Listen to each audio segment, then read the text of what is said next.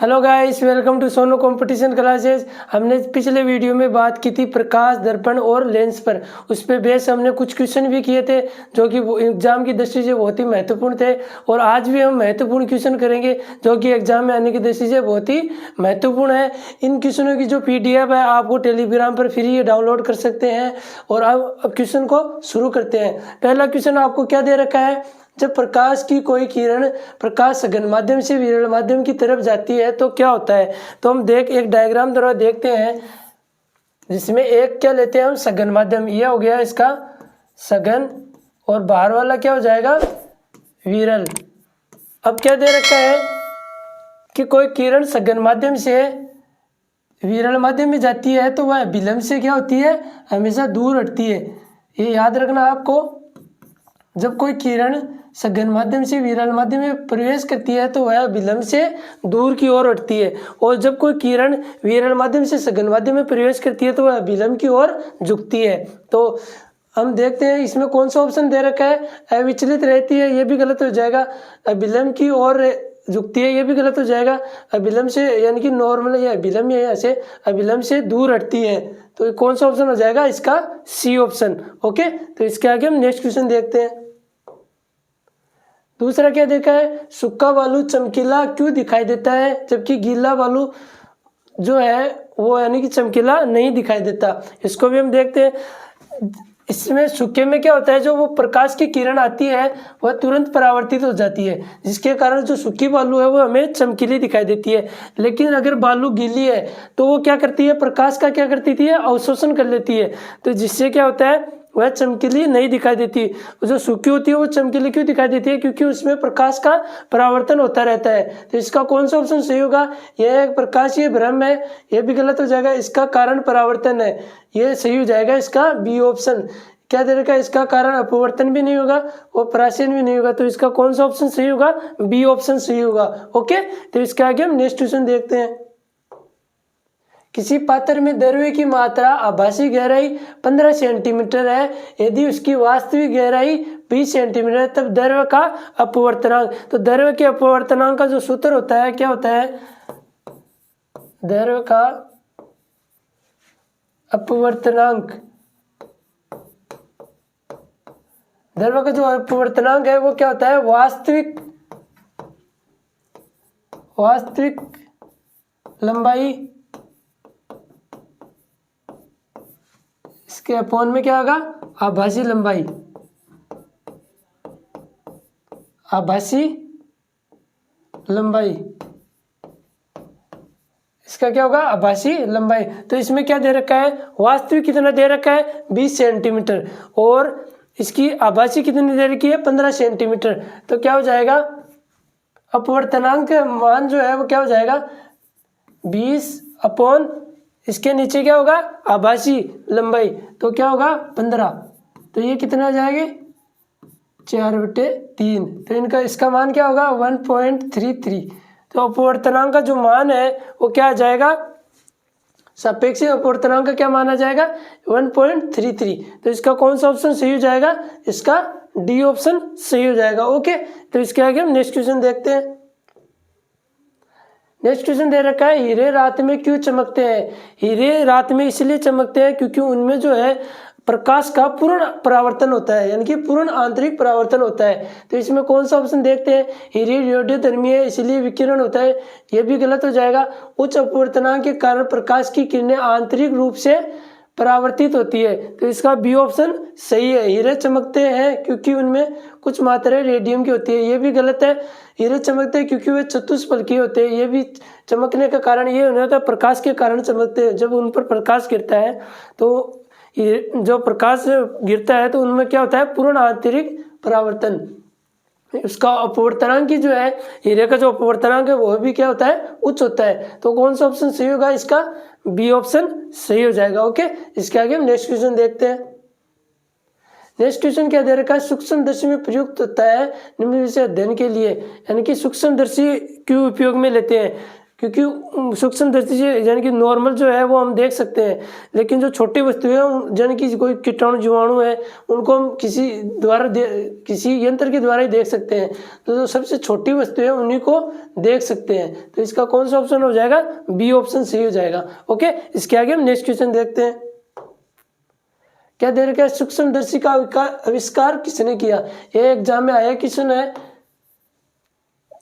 तो किसका हो जाएगा, जेड जॉनसन जी द्वारा। ये याद रखना आपको, सूक्ष्मदर्शी का आविष्कार किसने किया, जेड जॉनसन द्वारा। तो कौन सा ऑप्शन सही होगा, इसका डी ऑप्शन। ओके, इसके आगे हम नेक्स्ट क्वेश्चन देखते हैं। क्या दे रखा है, दूर की वस्तुओं को देखने के लिए किस उपकरण का प्रयोग किया जाता है। दूर की वस्तुओं को देखने के लिए जो कि उपकरण का उपयोग किया जाता है वो होता है बाइनोक्यूलर दूरबीन।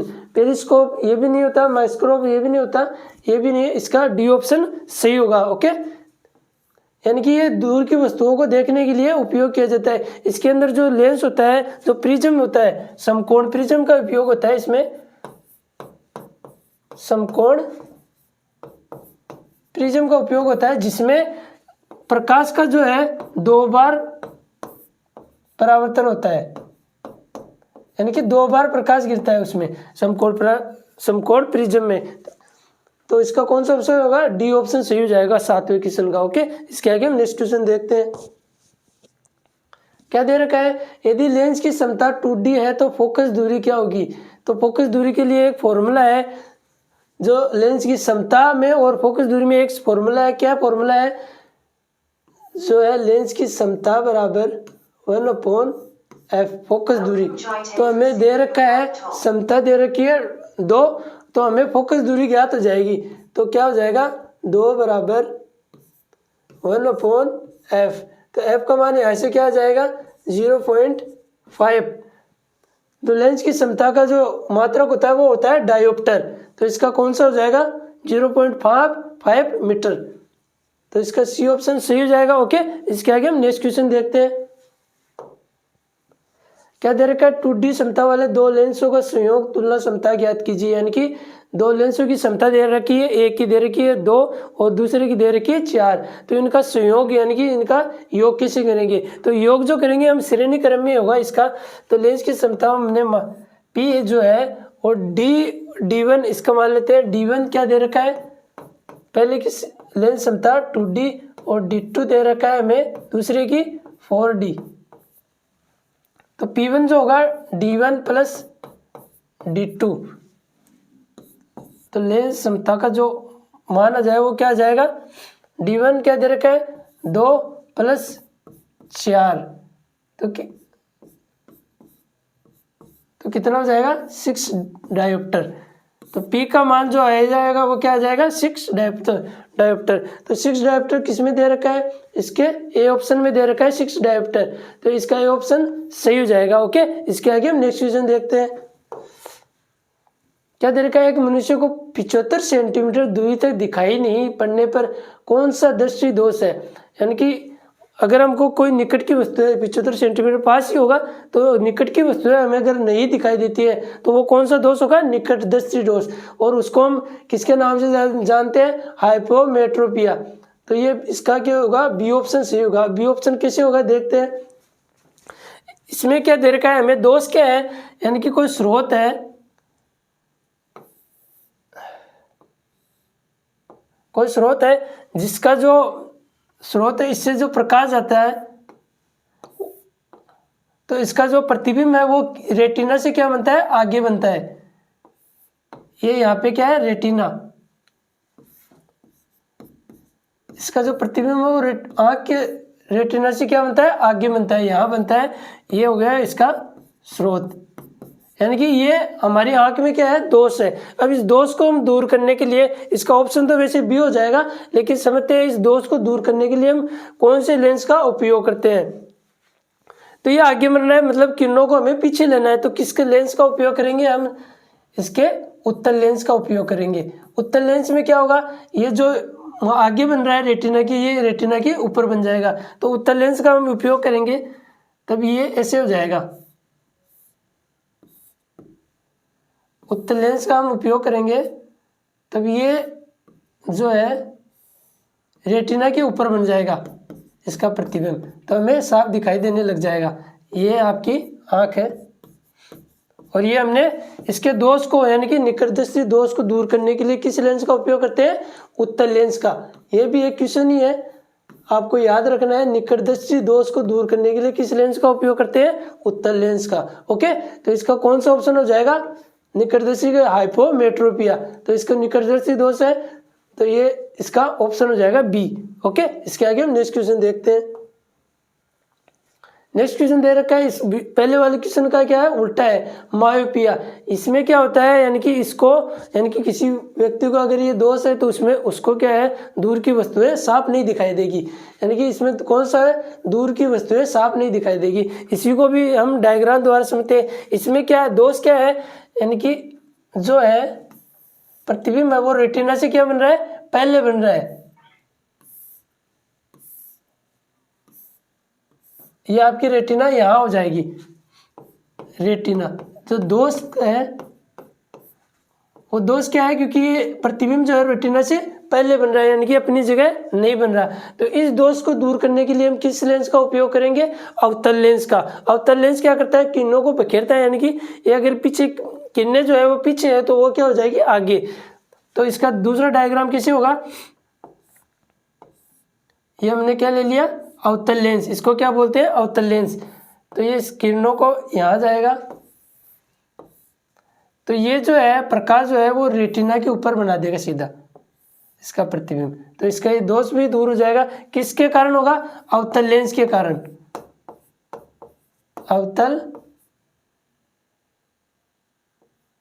अवतल लेंस के कारण जो दोष दूर होगा उसके लिए हम कौन सा लेंस उपयोग करेंगे? अवतल लेंस। ये यहाँ पे क्या हो जाएगा? रेटिना। रेटिना। तो इस क्वेश्चन में कितने? दो क्वेश्चन बन गए। एक तो क्या बन गया कि मायोपिया जो है वो कौन सा है? दूर की वस्तुएं नहीं दिखाई, यानी कि दूरदर्शी दोष है। और इस दोष को हम दूर कैसे कर सकते हैं? अवतल लेंस का प्रयोग करके। अवतल लेंस का प्रयोग करके। तो ये दोष दो क्वेश्चन हो गए इसमें अंदर। तो ये भी हमें याद रखना है कि अगर हमें दूर की वस्तुएं साफ नहीं दिखाई देती है तो उसमें किस लेंस का उपयोग करें? अवतल लेंस का। तो इसका बी ऑप्शन सही हो जाएगा। ओके, इसके आगे हम नेक्स्ट क्वेश्चन देखते हैं। क्या दे रखा है? यदि दो समांतर दर्पणों के बीच कितने प्रतिबिंब देखे जा सकते हैं? अगर हम दो प्रतिबिंब को समांतर में रखेंगे, यानी कि दो समतलों को, दो दर्पणों को अगर हम समांतर में रखेंगे तो इनके अंदर आपस में देखेंगे तो प्रतिबिंब बनते बनते बनते अनंत तक बन जाएंगे, यानी कि इसके देखेंगे तो वो बनते ही बनते जाएंगे। इसमें भी देखिए इसका इसमें बनता जाएगा, इसका इसमें बनता जाएगा, तो अनंत तक जाएंगे। तो कौन सा ऑप्शन सही होगा? इसका डी ऑप्शन सही होगा। ओके, इसके आगे हम नेक्स्ट क्वेश्चन देखते हैं। क्या दे रखा है? प्राथमिक रंग कौन कौन से हैं? ये आपको बहुत ही इंपॉर्टेंट क्वेश्चन है, आपको याद भी रखना है। प्राथमिक जो कलर होते हैं, यानी कि पहले समझते हैं कि प्राथमिक रंग क्या होते हैं। प्राथमिक रंग वह होते हैं जिनसे हम सभी कलर बना सके, यानी कि उनको कॉम्बिनेशन करके अलग अलग कलर बना सके। तो जो प्राथमिक कलर होते हैं वो क्या क्या होते हैं? प्राथमिक कलर जो होते हैं वो एक होता है हरा, दूसरा होता है नीला और तीसरा होता है रेड, लाल। जो प्राथमिक कलर होते हैं हरा, नीला, रेड, यानी कि तीनों कलर क्या होते हैं? प्राथमिक कलर। तो ये कलर किसमें दे रखे हैं? नीला, पीला, रेड। तो ये हरा नहीं दे रखा इसमें, तो इसका कौन सा ऑप्शन सही होगा?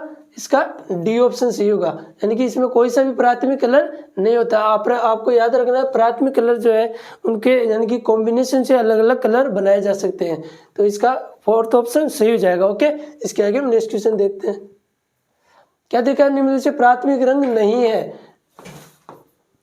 प्राथमिक रंग लाल है, हरा है, नीला है, तो ये तो क्या हो जाएंगे? प्राथमिक हो जाएंगे। और जो ये ब्लैक है ये प्राथमिक कलर नहीं है, तो इसका डी ऑप्शन सही हो जाएगा। ओके, इसके आगे हम नेक्स्ट क्वेश्चन देखते हैं। क्या दे रखा है? सूर्य की किरणों की तीव्रता मापने वाले उपकरण को क्या कहते हैं? सूर्य की किरणों को मापने वाला जो यंत्र है वो ये भी इसमें जो है एक्टियोमीटर, आपको याद रखना है, सूर्य की किरणों को उपकरण को किरणों की तीव्रता को मापने वाला यंत्र क्या कहलाता है? एक्टियोमीटर। बैरोमीटर जो है वो दाब को मापता है। तो इसका कौन सा ऑप्शन हो जाएगा? सी ऑप्शन सही होगा। ओके, 15 का कौन सा ऑप्शन होगा? सी। ओके, इसके आगे हम नेक्स्ट क्वेश्चन देखते हैं। मृग तृष्णा बनने का कारण। मृग तृष्णा आपने देखा होगा कि गर्मियों के अंदर जो सड़क पे ऊपर जो पानी दिखाई देता है वो मृग तृष्णा के कारण ही दिखाई देता है। यानी कि गर्मियों के अंदर हम सड़क पे चलते हैं तो दूर क्या पानी दिखाई देता है, वो मृग तृष्णा के कारण, यानी कि वो किसके कारण होता है? पूर्ण आंतरिक परावर्तन के कारण। तो इसका कौन सा ऑप्शन ही हो जाएगा? ए ऑप्शन ही सही हो जाएगा। विसर्जन के कारण, परावर्तन के कारण भी नहीं होता, तो कौन सा ऑप्शन? ए ऑप्शन सही हो जाएगा। ओके, इसके आगे हम नेक्स्ट क्वेश्चन देखते हैं। क्या दे रखा है? निम्न में से कैमरे का कौन सा भाग मनुष्य की आंख के रेटिना के समान है? यानी कि आंख की रेटिना के जो समान है वो क्या होता है? फिल्म। आपको याद रखना, जो रेटिना के समान होता है वो क्या होता है? फिल्म। तो इसका बी ऑप्शन सही होगा। ओके, इसके आगे हम नेक्स्ट क्वेश्चन देखते हैं। क्या दे रखा है? वायु की सापेक्ष द्रव्य का क्रांतिक कोण है। ये क्रांतिक कोण है 45 डिग्री है, तो उसका अपवर्तनांक क्या होगा? इसका जो सूत्र है स्नेल नियम से आता है, स्नेल नियम से। तो इसका जो अपवर्तनांक का जो सूत्र होता है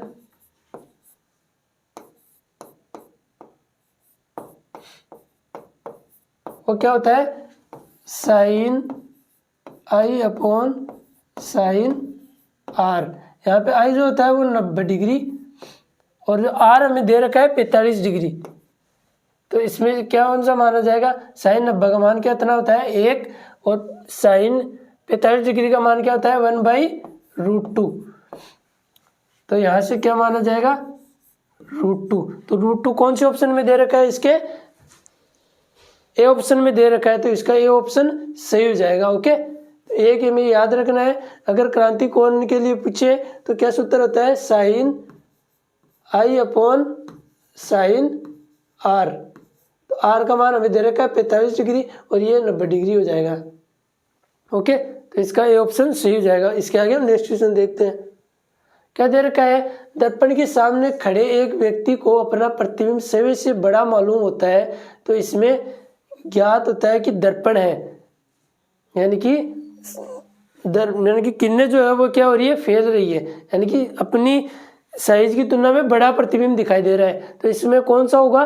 इसमें जो होगा वो होगा उत्तल लेंस। अवतल में तो क्या होता है? किरणें छोटा बनाती है, तो इसमें कौन सा होगा? खड़े व्यक्ति को प्रतिबिंब सभी से बड़ा मालूम होता है, तो इसका ए ऑप्शन सही हो जाएगा। ओके, इसके आगे हम नेक्स्ट क्वेश्चन देखते हैं। नेक्स्ट क्वेश्चन क्या देगा? दंत चिकित्सक दर्पण का प्रयोग करते हैं। दंत चिकित्सक जो दर्पण का जो उपयोग होते हैं वो क्या होता है? अवतल दर्पण का उपयोग करते हैं। ओके, तो इसके आगे हम, अगर आपको हमारा वीडियो अच्छा लगा हो तो वीडियो को लाइक, शेयर और सब्सक्राइब करें। अगर किसी तरह की आपको पीडीएफ चाहिए तो आपको ये टेलीग्राम को सोनू कंपटीशन क्लासेज, यानी कि इन चैनलों से भी आप हमारे साथ जुड़ सकते हैं।